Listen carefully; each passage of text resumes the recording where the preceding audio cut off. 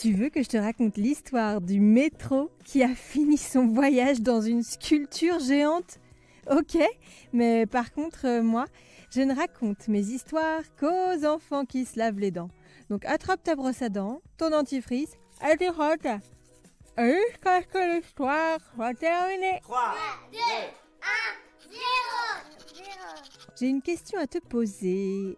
Est-ce que tu aimes prendre les transports en commun ? Tu connais peut-être le TGV ou le train, mais est-ce que tu es déjà monté dans un tram ?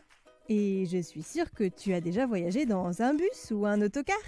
Mais est-ce que tu as déjà pratiqué le métro ? En général, les lignes de métro sont souterraines, mais dans certaines villes ou à certains moments, les rails peuvent être en surface. C'est ce qu'on appelle parfois le métro aérien. À Paris, quand le métro sort des profondeurs, en général, il circule sur des ponts et il faut lever les yeux en l'air pour l'apercevoir. C'est un moyen de transport rapide, sauf quand il tombe en panne évidemment, qui évite les embouteillages et très sûr. Bah oui, un métro ne risque pas d'avoir un accident avec un autre métro puisque chacun reste sur son rail. Et pourtant, aux Pays-Bas, un métro a eu un accident spectaculaire. Il a fini sa course, devine où ? Dans une sculpture géante de baleine. Mais comment est-ce possible ? Je vais te raconter la suite de l'histoire. Mais avant, j'ai une devinette pour toi. Est-ce que tu sais ce que signifie l'expression « faire ses dents » ? Je suis certaine que tu en as déjà entendu parler. On dit souvent qu'un bébé fait ses dents quand ses petites dents de lait percent. En général, les bébés pleurent et se frottent les gencives avec tout ce qui leur passe sous la main parce que ça leur fait très mal et c'est franchement désagréable.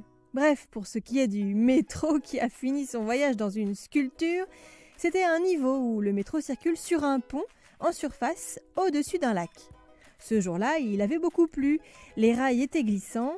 Quand il a voulu freiner, les freins n'ont pas répondu.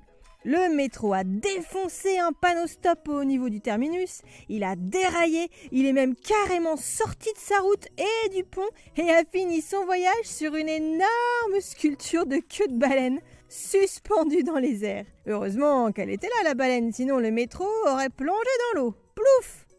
Tout est bien qui finit bien, pas de blessés, mais le conducteur pourrait quand même se faire sacrément remonter les bretelles. Il roulait trop vite. Bon, montre-moi un peu tes dents. Fais A, fais I. C'est pas mal ça, bien blanche comme il faut. Tant pis pour vous les caries. Allez, maintenant, au lit. Je vais pas aller me coucher. Retrouvez Les Dents et Dodo et tous les podcasts BFM TV sur bfmtv.com et sur toutes les plateformes de streaming. C'est un podcast BFM TV.